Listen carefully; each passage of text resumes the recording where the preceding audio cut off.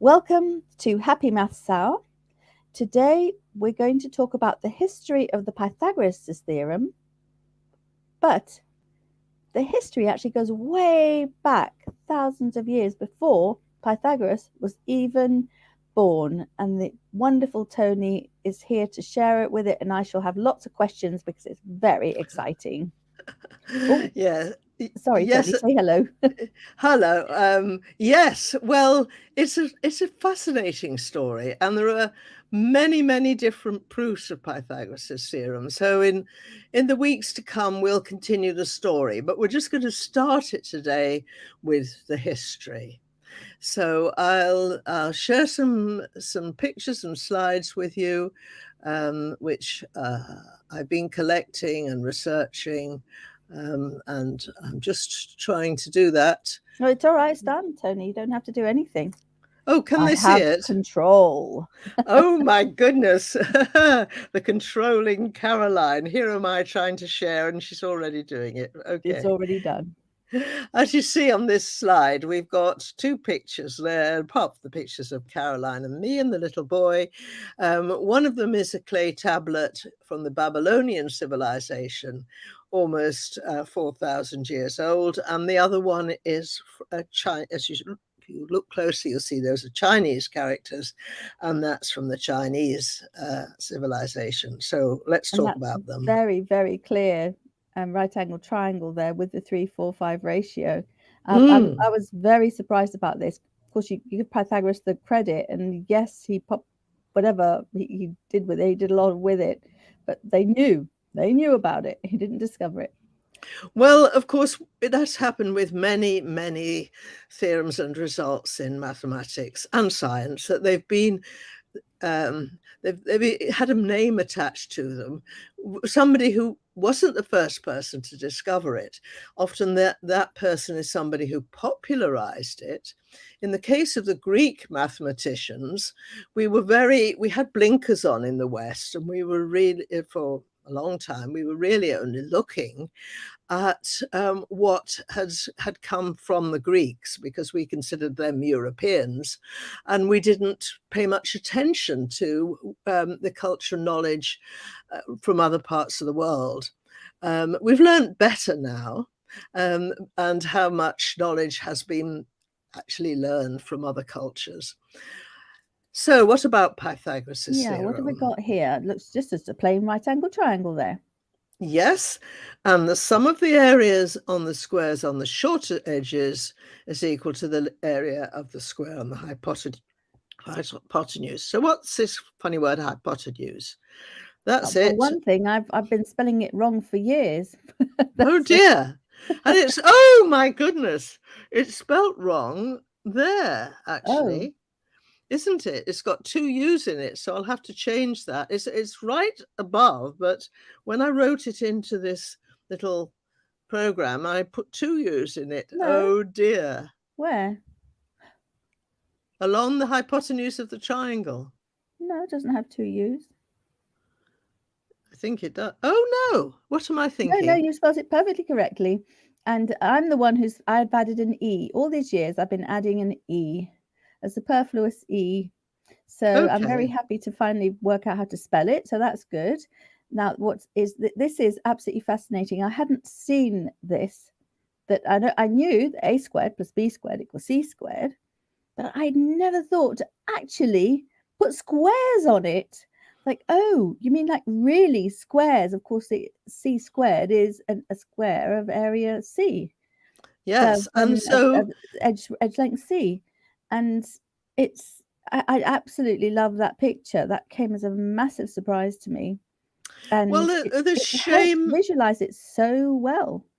well, the shame is that children are taught a formula and to use it, substitute for different numbers for different letters in the formula, and do calculations. And they have no idea where the formula really came from, why it's true. And it's useless information, really, because in this day and age, computers do all those calculations. and so much quicker and better than we do them ourselves, as people do them. Computers are better at it. What people are good at is being creative and using that knowledge. And unless children are taught to use the knowledge, unless they understand the proofs and where the knowledge came from, I mean, what I mean there is they understand why these formula work, then the maths they've learned isn't any good to them. No use. It was when I started teaching 60 years ago, because we didn't have the computers we have now. But when I was at school, but it isn't now, and that's why teaching has to change, so that children learn to think, to understand everything and why it's true, everything they learn and why it's true. That's my little sermon for today. So this is the theorem. If a triangle is right-angled, and only if a triangle is right-angled, then the sum of the areas of the squares on the shorter edges is equal to the square on the hypotenuse. Okay? The area of the square on the hypotenuse. Yeah, exactly. And the converse, now look, this again was another surprise to me. I never thought about converses. And, you know, to me, converses were sneakers, very, very cool sneakers. They're called Converse, a big thing, Tony, Converse sneakers. But this is, it's really powerful, because it's like the inverse of an operation. It really makes you think about it. So go on, sorry. Well, it's very important to be very clear thinking about the statement of the theorem and the statement of the converse. Spot the difference. So the theorem is a triangle is right-angled. If a triangle is right-angled, then the sum of the areas of the squares on the shorter lengths is equal to the area of the squares on the hypotenuse. So add those two blue and gold squares together, and you have the same area as the green hypotenuse square. Now, the converse. If the sum of the areas of the squares on the shorter edges is equal to the area of the square on the hypotenuse, then the triangle is right-angled. So the difference is, one is if the triangle is right-angled, and the other is it's right-angled if the rule about the square of the edges applies. You start with different knowledge. In the first one, you start only with the knowledge that the triangle is right-angled. Right. In the converse, you don't know that the triangle is right-angled, not immediately. You start with the knowledge about the areas.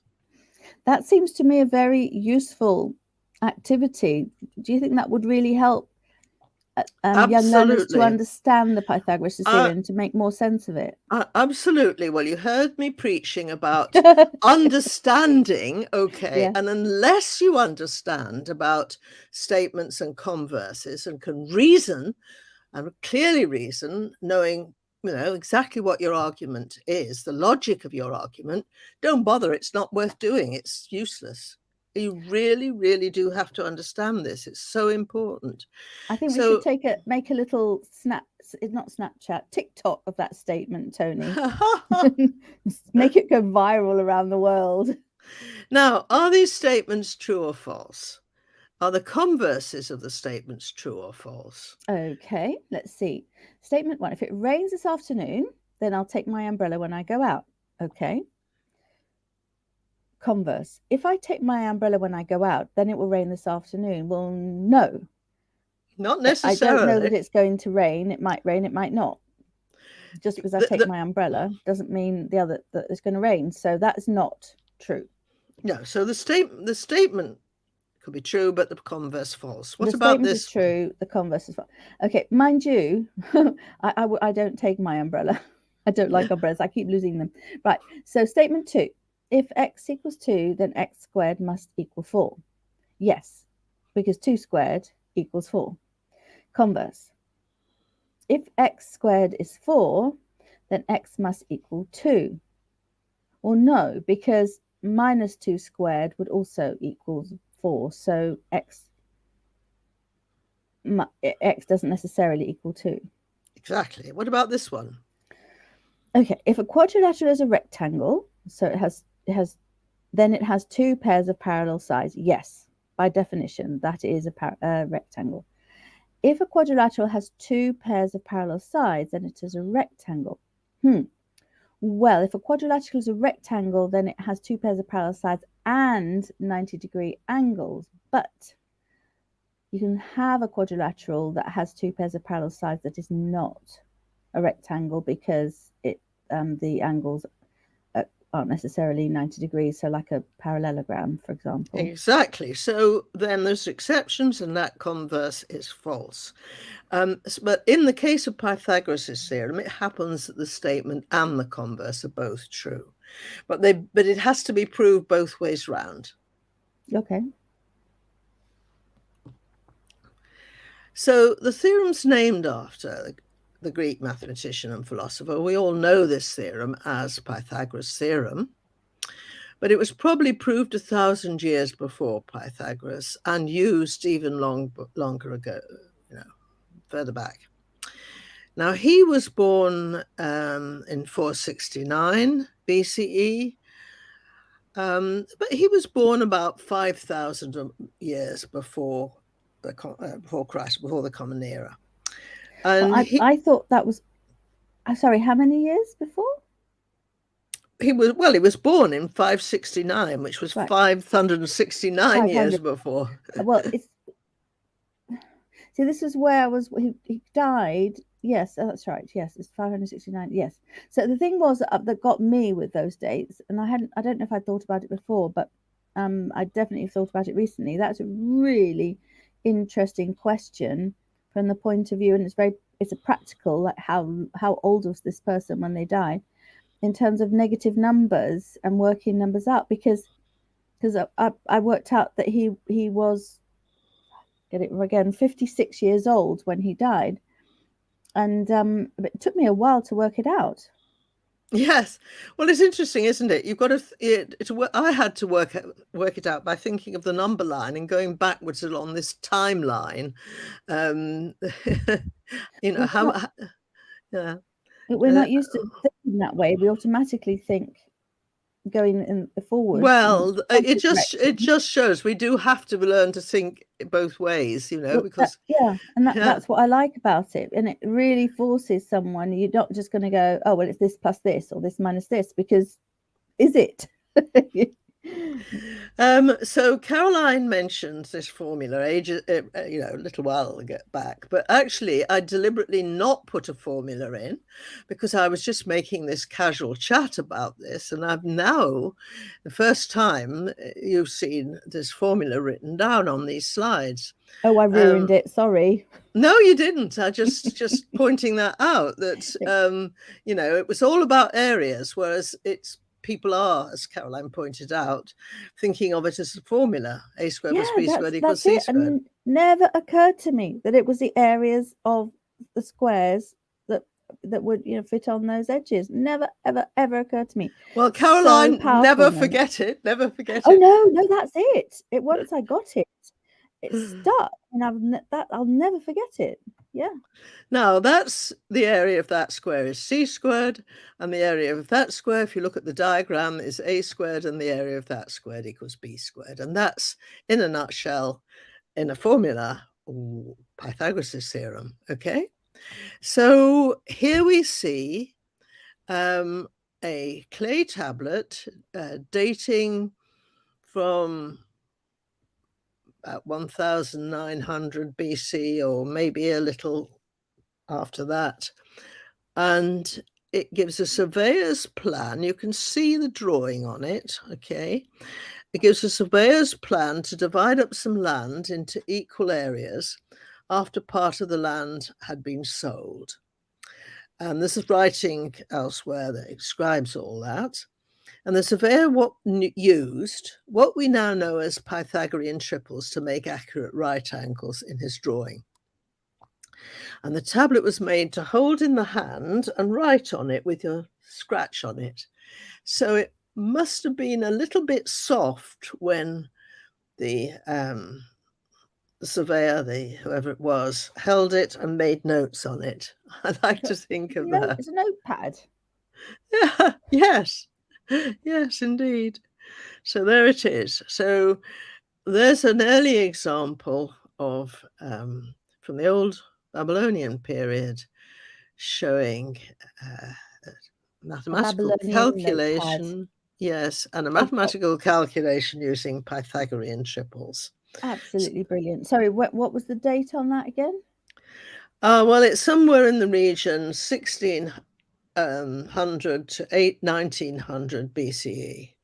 So more than 1,000 years before Pythagoras. Oh, yeah, absolutely. Yes, much more. Yes, that's right. So here are some Pythagorean triples. 3, 4, 5, for example. 5, 12, 13 is another one. And 15, 8, 17 is another one. Okay, 15 squared is 225, 8 squared is 64. Add them up and you get 289, which is 17 squared. 5 squared is 25, 12 squared is 144. Add them up and you get 169, which is 13 squared. Now, some teachers who teach Pythagoras' theorem show the areas of the squares on a right angle triangle and explain that's what it's all about. But they use the 3, 4, 5 triangle usually, or one of maybe the 5, 12, 13, but usually the 3, 4, 5. They haven't proved anything really. They've just shown one example. There are millions, infinitely many Pythagorean triples. Okay. So is it true for all of them? Are they all, does it apply? Does this theorem apply? Whatever as long as the triangle is right angled. Well, actually, we're talking about whole numbers now. Now, there's a formula. There's definitely infinitely many non-whole numbers, but it's fascinating to think that there are just infinitely many whole numbers because numbers go on to infinity. Yes. Now, the way to work them out, there's a bit of algebra here, is this ABC, or the Pythagorean lengths of the edges of the triangle. They're the numbers we're looking for. And if you take any numbers m and n, which are positive integers, and you work out the squares, and you have m squared plus n squared, that gives you c. That gives you the length of the hypotenuse. And m squared minus m squared and 2mn give you the other two edges. So if we look at, there's a proof. We'll come back to the proof in a minute. Look at this. So you see, if you take m and n to be 2 and 1, right? Twice times 2 times 1 is 4. That's the 4 in the 3, 4, 5 triple.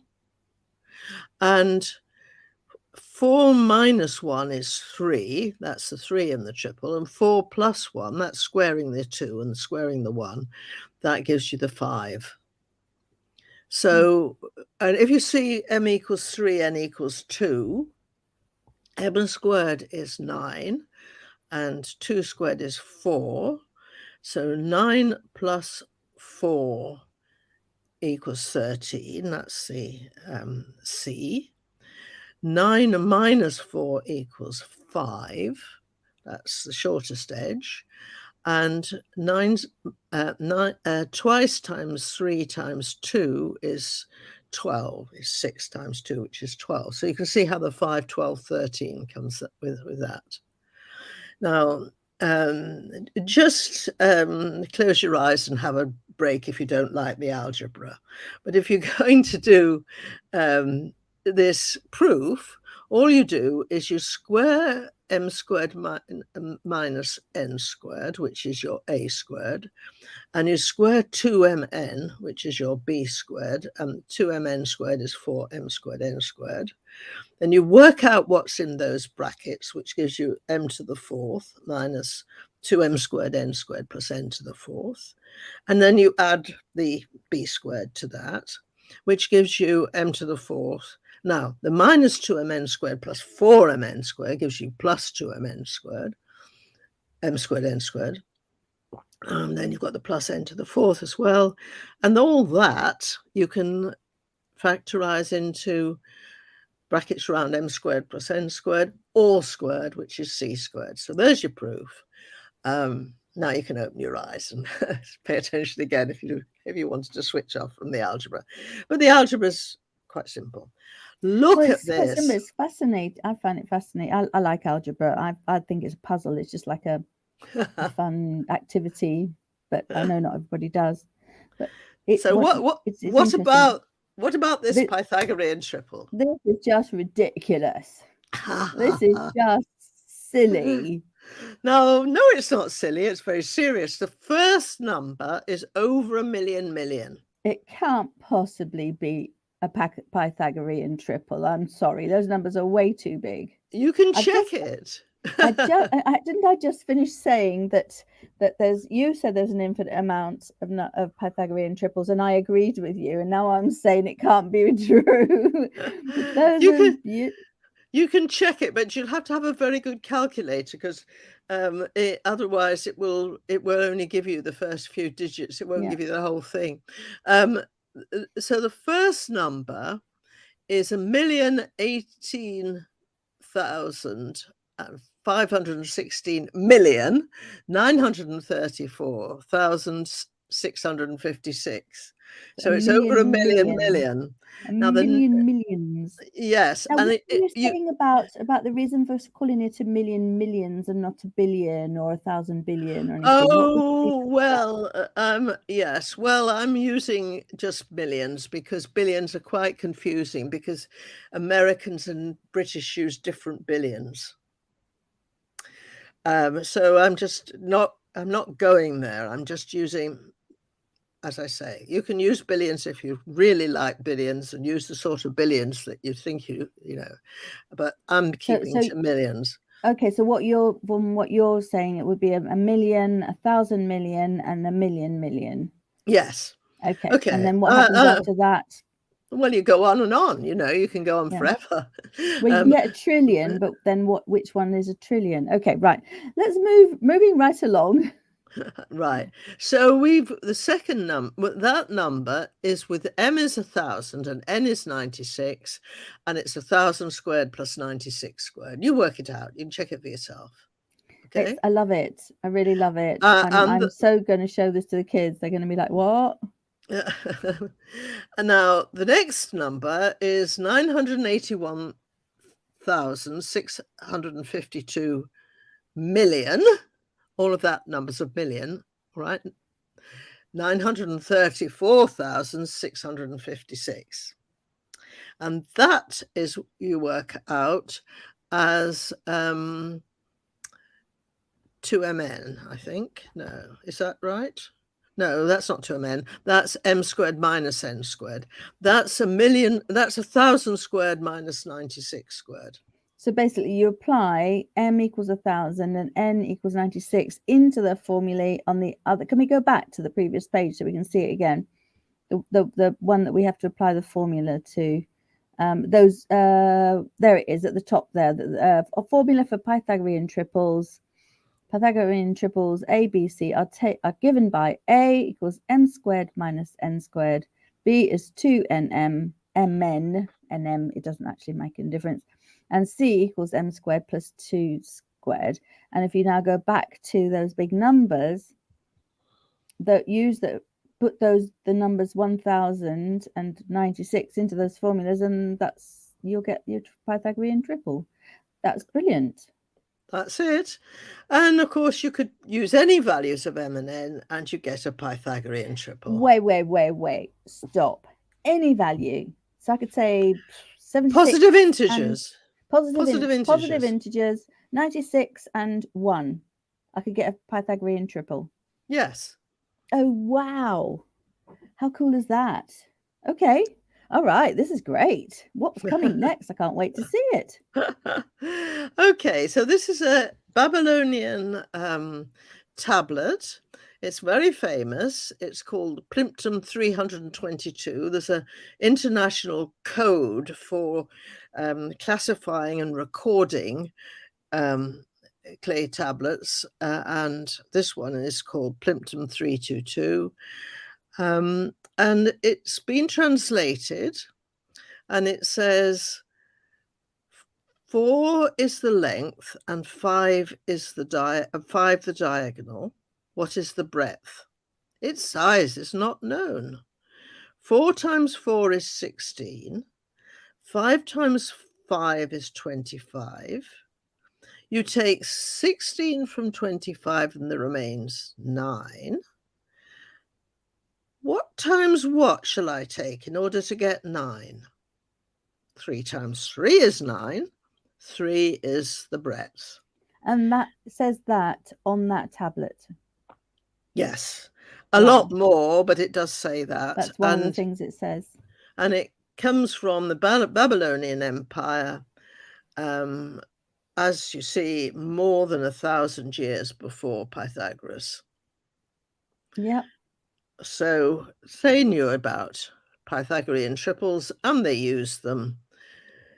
Now, I found this map, and there's a reference to it at the bottom of the page there, because I thought it was really interesting. So what it shows is Mesopotamia, and there it is. Arrow 1 is pointing to Mesopotamia, which is where the Babylonian civilization developed. They were contemporary with the Egyptian civilization, but that was relatively far away. You can see at the globe at the bottom there exactly where this is located on the earth. It's sort of North Africa and the area that we call the Middle East, and it's the eastern end of the Mediterranean there. Yeah, and there's the Persian Gulf there, isn't there, and the Red Sea. Yes, exactly. Yes, and you can see there, arrow 2 shows the Tigris and the Euphrates rivers, and Mesopotamia was between the two. And in fact, it extended right to the Persian Gulf. In fact, you see the word Babylon there, in the middle of the orange. And Babylonia. Yes. So so you've got also, you can see arrow number 4 pointing to Egypt and arrow number 5 pointing to the Nile. Both of those civilizations, because it was a very arid, dry part of the world. So this is why the civilizations were very dependent on the rivers and developed along the rivers there. Also, this map shows the route of Abraham, which you can see in red, starting at Canaan on the coast there in what's now modern Israel, near the Gaza Strip, and going up into the the sort of pink area, which was where I think it's where the Hurrians were, and then you come down along through Mesopotamia right to which is on the Persian Gulf. And in the middle at the bottom there, you've got the Mediterranean Sea and the coastline there, and you've got Jerusalem right in the middle. That is what we now call Israel. Right. So I think that's just an enlargement of what you see above it on the old map. Yep. So that's very interesting, I think. So it gets you. So what's also interesting is we'll see later that the trade routes came across from the east, which and went across to China and India, and there was constant trade along those trade routes through the area you see now, and going right across to China. We'll see more of that later. So this one is just mind-boggling too. This is another clay tablet. It's called YBC 7289. and that's at Yale University in their collection there. And somebody has translated the hieroglyphics there, giving you the numbers, that give you the numbers, and you can see the number 30. Those 3 marks are each tens, and they give you the number 30. Mm-hmm. And the cut is vertical for the units and horizontal for the tens, as it were. Oh, So you can okay. see 1, 24, 51, and 10. It's a little bit difficult to Mm. be sure, but that's what they have been interpreted as. And then at the bottom, 42, 25, and 35. Now, it's a little bit more to understand about where 30, 42, 25, and 35 come from. But if you go to that Mathematical Association of America link there, there's Mm-hmm. an article which explains it. But Okay. what I've picked out is these numbers, the significance of these numbers 1, 24, 51, and 10. Mm-hmm. Okay. Now that's a number written in Babylonian script, which is base 10.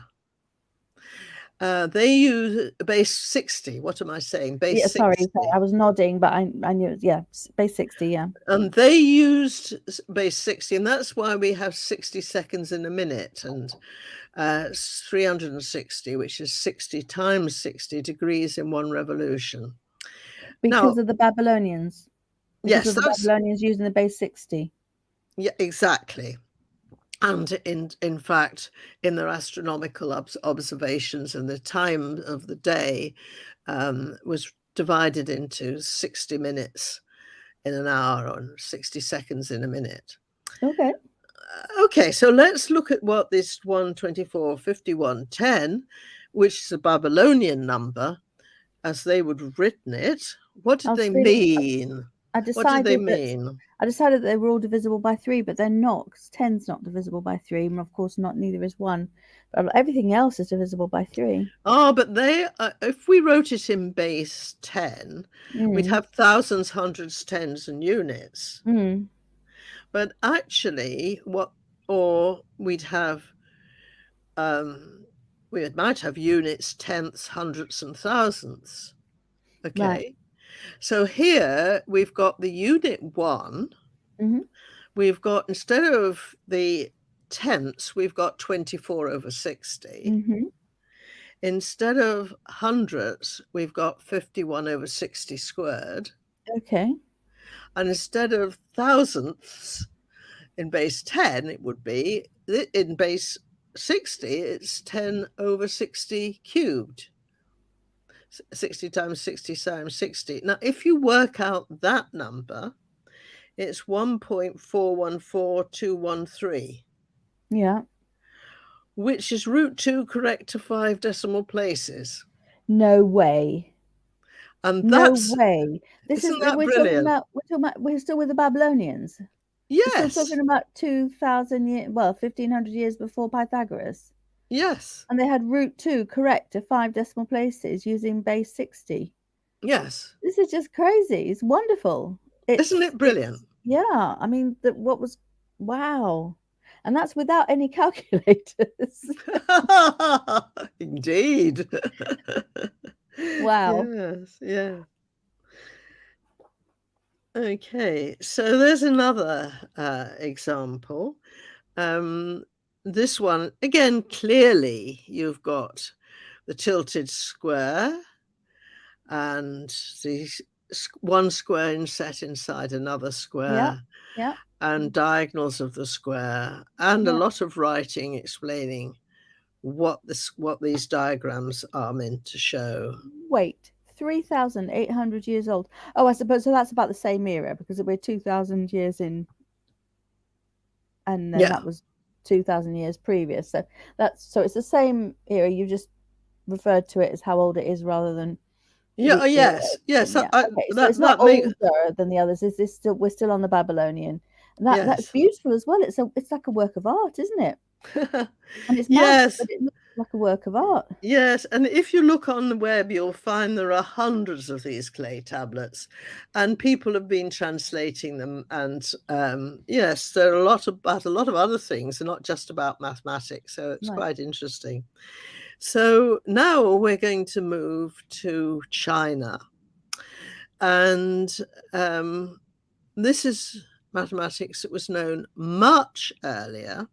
But just like Euclid and Pythagoras and the Greeks wrote down mathematics from that, this had been handed down and discussed and used and was known from the past, but wrote it down very carefully and gave a rigorous account of that mathematics, so did the Chinese mathematicians. And this text, which is dating roughly from the 1st century BCE, which is called Zubi Suanjing. I'm sure that isn't a good Chinese.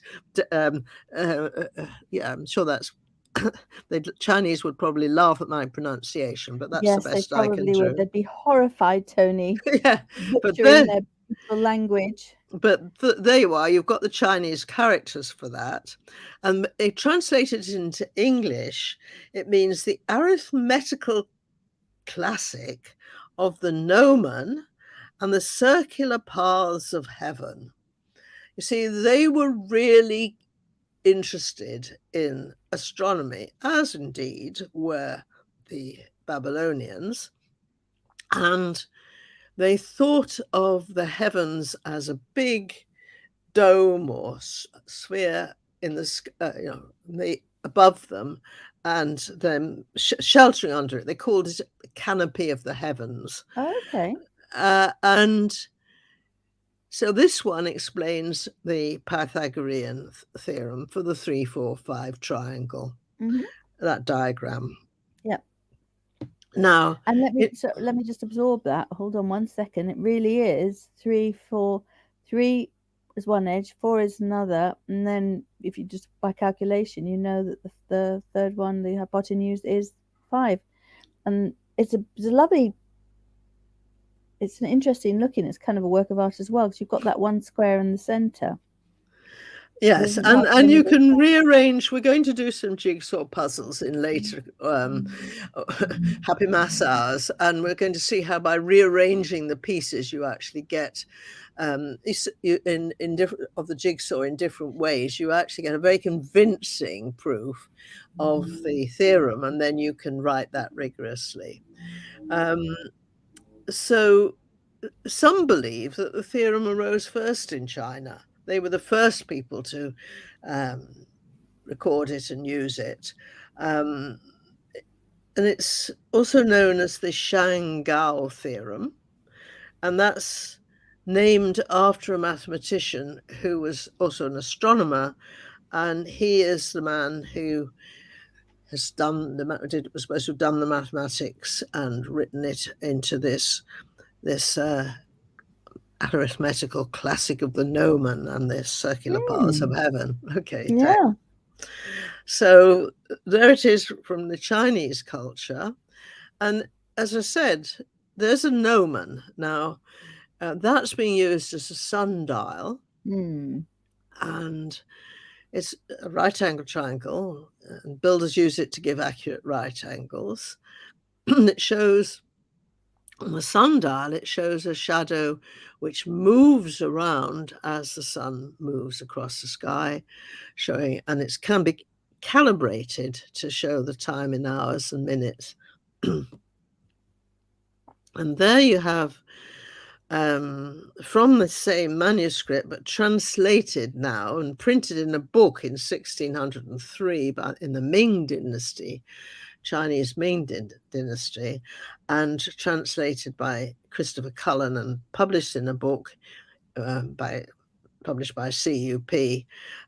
There's a lovely picture, and you can see again there's 3, 4, 5 triangles on the outside, but inside that is divided again, and there's another tilted square, and the right-angled triangles are 1 and 4 along the 1 and 4 along the two edges. That's interesting. I hadn't Okay. actually noticed. I was so focused on the two inner squares that I hadn't actually um, noticed how many of the little squares we were looking at. But you can see that we will use that same proof a bit, in one of the other happy maths hours, and work on a jigsaw from it. But what you can, and actually you can rotate that inner square there and position it with its 4 vertices on the outer square, not the very outside square, that's just the grid behind, shows the sizes, but the Yeah. black ones.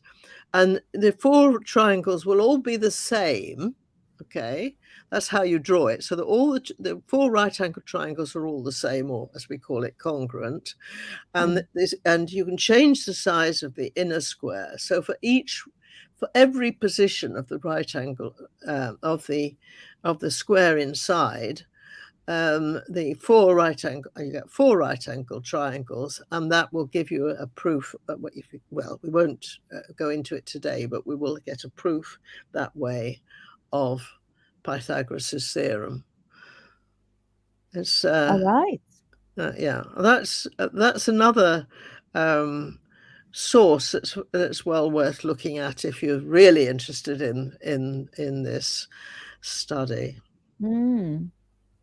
Definitely. Now, going across to India, we've got I won't sutra. I won't attempt to pronounce the Not the description. Kama Sutra, but Well, it's it's a all Sulba Sutra. I don't know it, about the first one, but it looks like a Sulba Sutra. So it's something to do with meditation. yes, and it's also connected with Vedic mathematics, which is a very well developed system of mathematical ideas and different ways of calculating. And it's still in circulation today. The Vedic methods. Yes, no, And very much so. My Indian friends keep asking me about using Vedic maths, and I haven't investigated it yet, but I need to. And of course, we got our number system in the West, in Europe, from, as we call it, the Hindu Arabic number system, but originally came from India. Yep.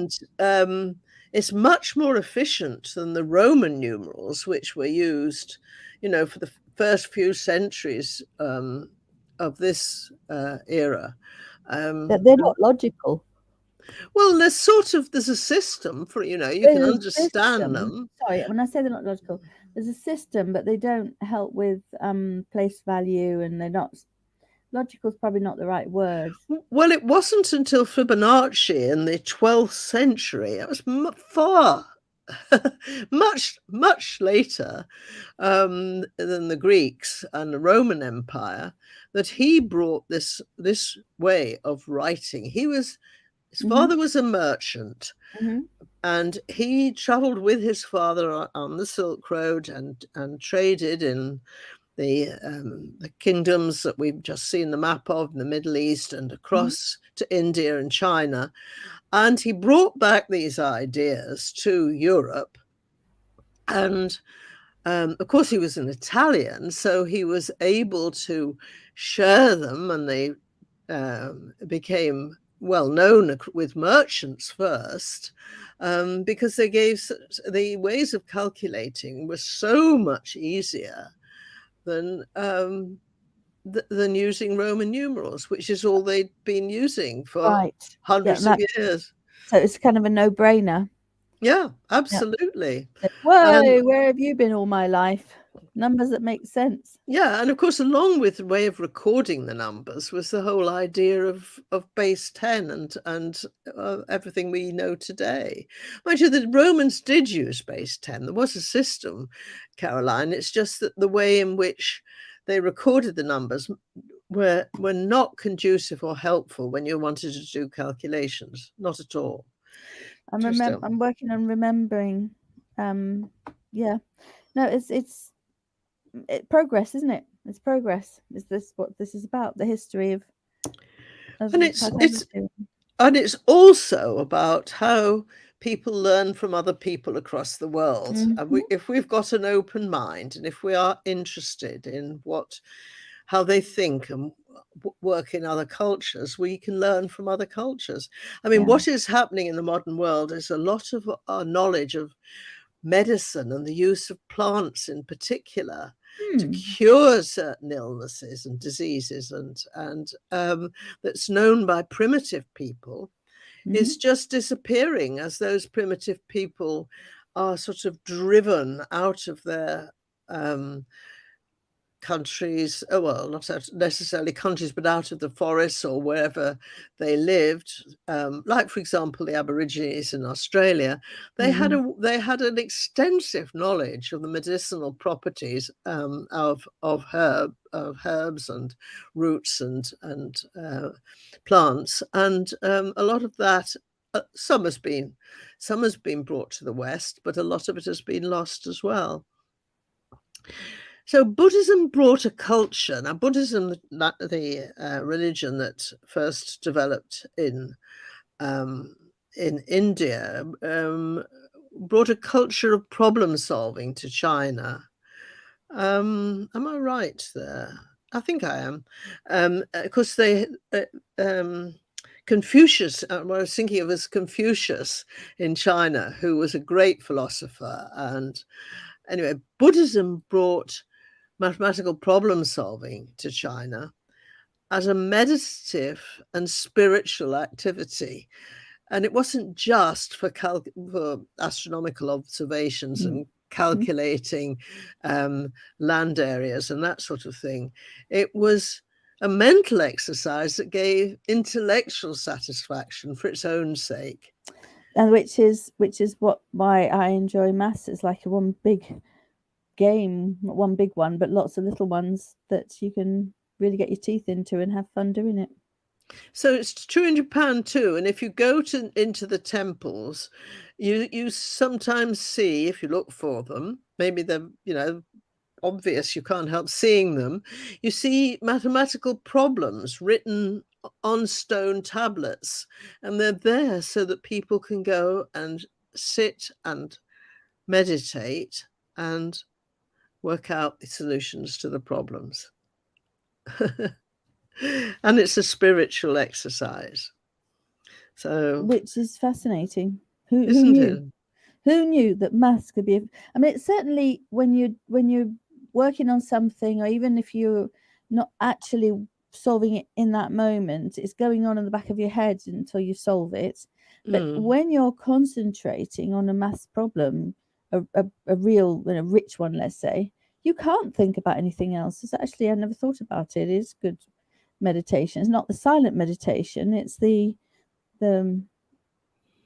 really focused, concentrated on one thing meditation. And of course, a little over 100 years ago, Ramanujan came from India. He's brilliant mathematician. And people had dismissed him at first because he didn't have a university degree. Mm-hmm. But he had knowledge that was so powerful and so much more than we had in Cambridge here. He came to Cambridge and worked Mm-hmm. with well-known, worldwide famous mathematicians in Cambridge and taught them a lot.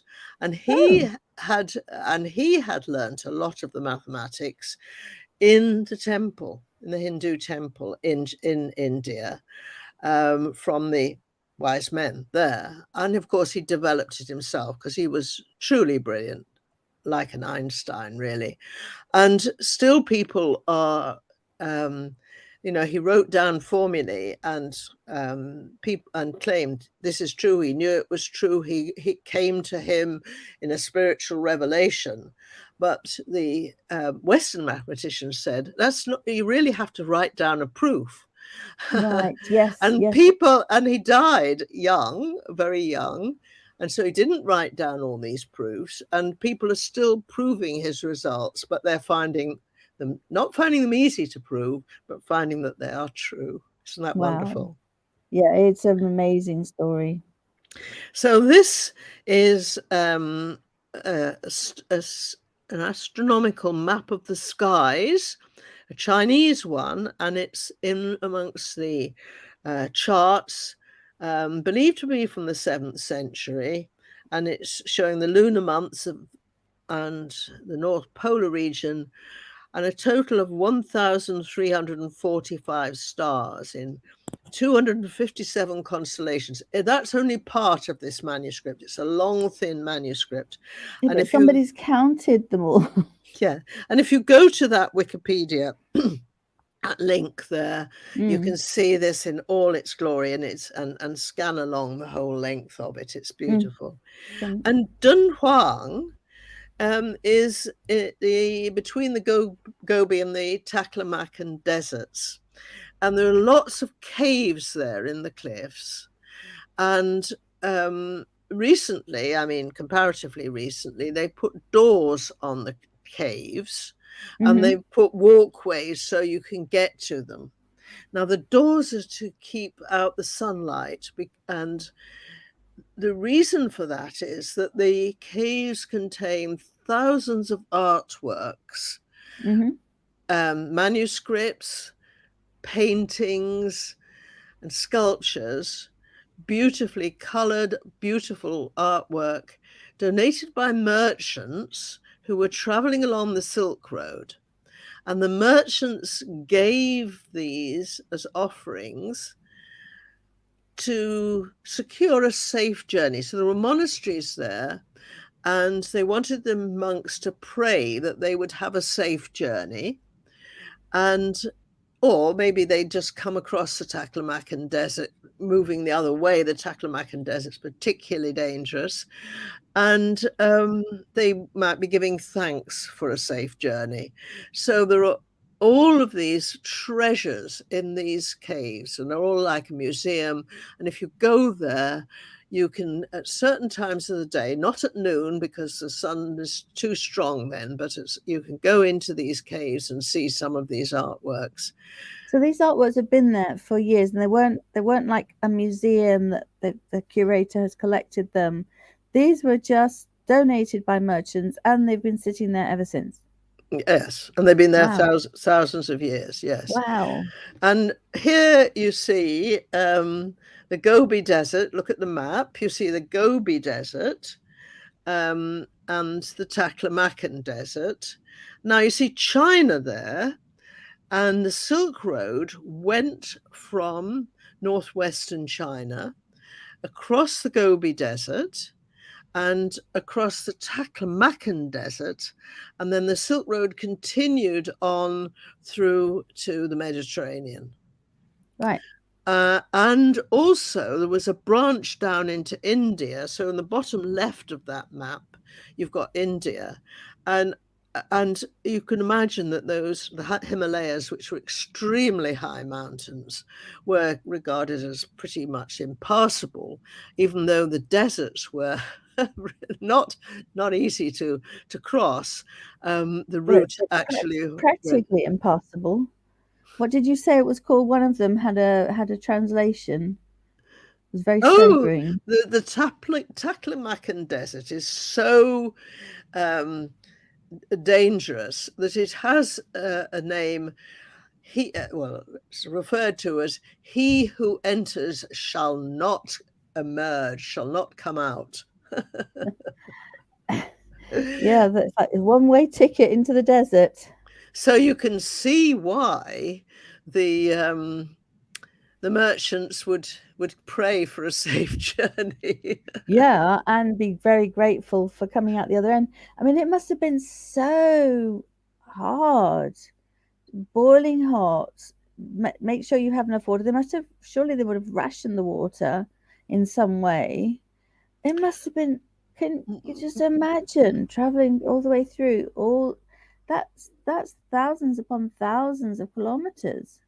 Following the whole Gobi Desert through the other one. There are oases. Alan and I went through the Gobi Desert to Dunhuang in 1996 on a coach, and there is a road, and Okay. mm, and Got all the modern conveniences then. well, hardly. I mean, it took a long time to cross the Gobi Desert, several days, Oh, wow. and What we transport did stayed you in a coach, but we in a stayed at coach, you said, yeah. yeah, but we stayed in oases. So in the oasis there was water and there was, fresh fruit and everything you needed. But they were few and far between. So we traveled from oasis to oasis, as did ancient travelers, and they traveled on camels. And well, we didn't go all the way on a camel, but Right. we did ride a camel at Dunhuang. Yeah. Did ride camels, and that was a long time ago. So I was much younger then. Yeah. So we went to a conference actually in Yinchuan in northwestern China, and it was a conference trip across the Gobi Desert to Dunhuang. Wow. So you had to get there. The conference was there in that. Is it quite remote? Is it built up with other modern houses around it? Yinchuan is a province in northwestern China. Right. It's a Muslim province actually. And when we went there, we stayed at the university and we were there several, for the conference at the university. And then we went on this trip. Oh, okay. Right. Cool. So we're coming to an end, and in the next few weeks, we'll continue the story of Pythagoras' theorem. And also about the mathematicians. We'll talk about the mathematicians who produce their own proofs. Actually, there are hundreds and hundreds of proofs, more than the 371 recorded proofs, which were published in a book in 1927. They've been approved. They've been gone through the whole process of making sure they are proper proofs, and they're published. Whereas there's probably lots of others that haven't gone through that process. But I mean, it's a long time ago. It's 100 years ago, and there's a lot of proofs. So we'll solve jigsaw puzzles in the next few weeks. So the jigsaw puzzles can be fitted together in different ways, and that demonstrates proofs of the theorem. And then the theorem can be written out rigorously with the picture in mind.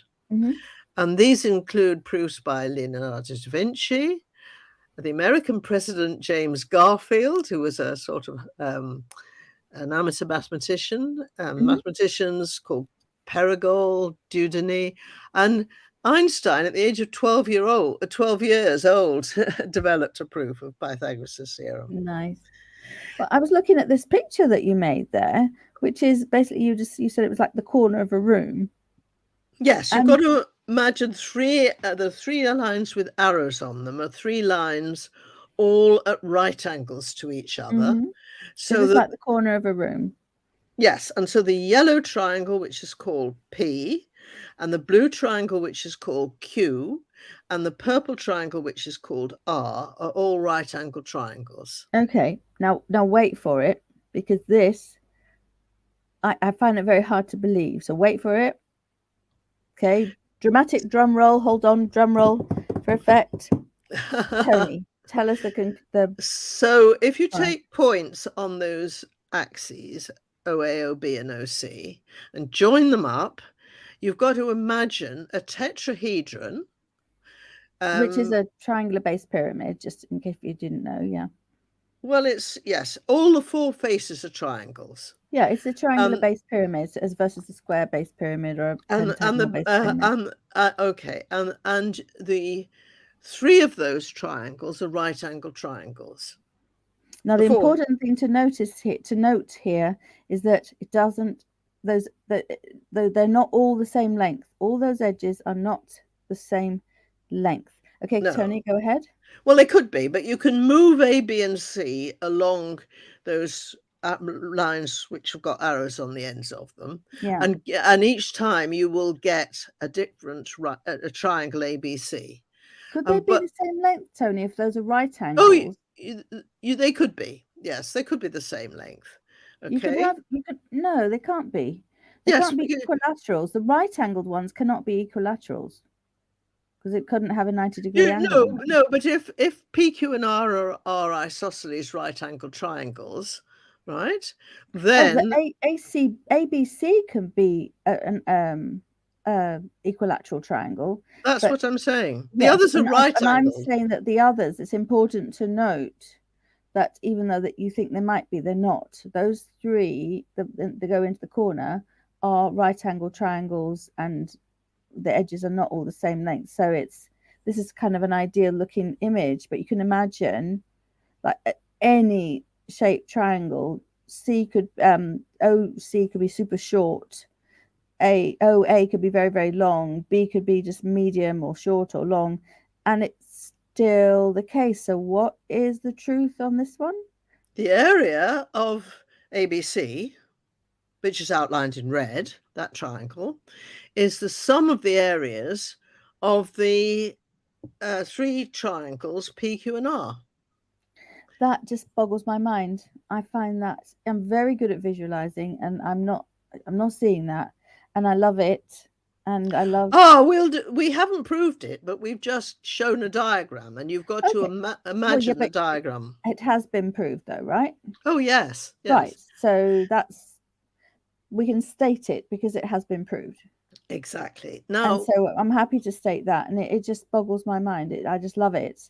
That's a it's a lovely activity to do with any age learner, really. That you could do it with even if paper. they couldn't prove it, you could do some measurements, Yeah, and exactly. Yeah. so we'll generalize the theorem to 3 dimensions. That can be done, and Hmm. that's a little diagram showing it. Yeah. We'll also generalize it to the cosine formula, So which we're is going to do this in future well, episodes. We're going to do this. we're going to, yes, a little bit, yes. Yeah. So the cosine formula is showing the relationship between the lengths of the edges of any triangle, don't have to be right angled. And it so happens that if one of the angles is a right angle, then you get Pythagoras' theorem. But the cosine formula is a generalization of Pythagoras' theorem. Then we're going to look at it, Pythagoras' theorem as a distance formula, and it's actually the distance between 2 points that is given by Pythagoras' theorem, Okay. and it could be in 2 or 3 dimensions, or even higher dimensions, Mm-hmm. and also it characterizes or defines other geometries, not just Euclidean geometry, but spherical and hyperbolic geometry. And we'll also be talking about some of the applications of Pythagoras' theorem. But I think we've actually come to the end of our hour, so it's Well, time. I can't wait. I can't wait to see all that. It's just the way that you describe it, Tony. It makes it much more interesting and real than what we learned in school. So thank you. And Lola, there's the notebook. There's the Babylonian notebook. Yes. Handheld notebook. Was it a journalist pad or something? Wonderful. Yes. So Yeah. goodbye, everybody. It's been, I hope you found it interesting, and we'll be talking more about these things next week. Thank you. Bye bye.